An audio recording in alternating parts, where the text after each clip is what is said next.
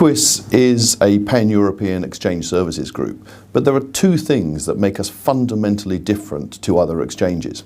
The first is we operate a subscription pricing model.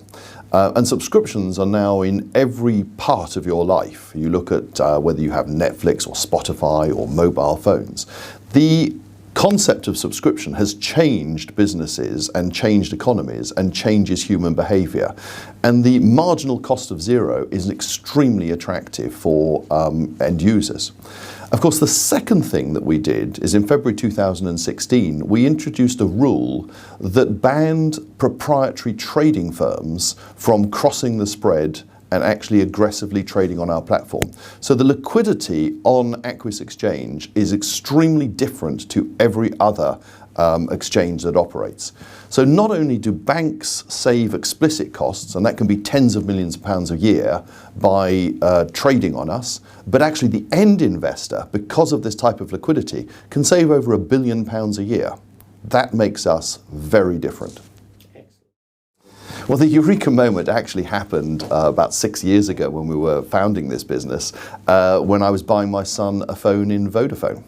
And having just run an exchange, I suddenly realized that what Vodafone was doing was very similar to a stock exchange. In fact, it's a utility and it manages message traffic. And it was at that moment when my son wanted the all-singing, all-dancing latest iPhone with unlimited calls, unlimited texts, unlimited downloads. I suddenly realized that that is what an exchange does as well. Unlimited data, unlimited trading, unlimited connectivity. And that was actually the birth of Aquis in that very shop.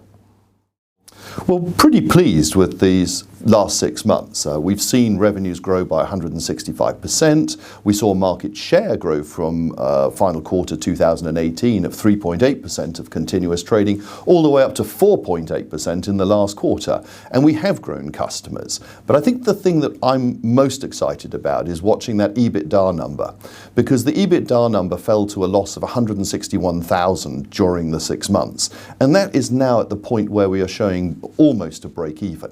That is important because you need to show that this model works. And if you think we've done this at a time of considerable headwinds, where market conditions have been very poor, in fact turnover has fallen 16% year on year for the market, to be able to do that in that type of conditions, when things start working in our favour, and when the regulations of MiFID II really start to take force, then I think we're in a very, very strong position. Well, NEX is a great purchase, I think, for us. I mean, my own view is that the listings business for growth companies in Europe is broken.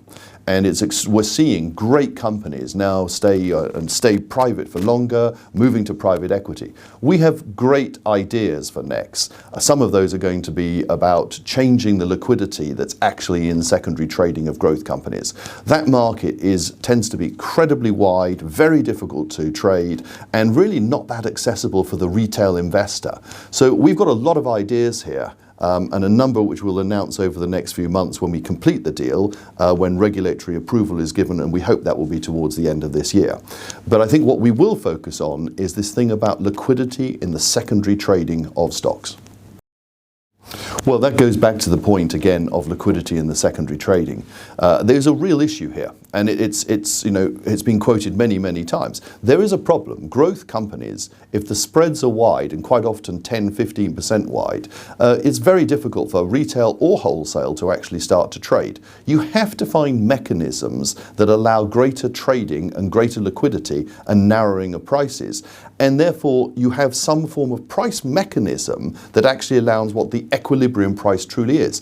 Part of the problem today is funds can't actually value their stocks because they don't really know what the true price is. We have every intention of trying to find mechanisms through better technology and a change of market model to enhance liquidity and get better pricing.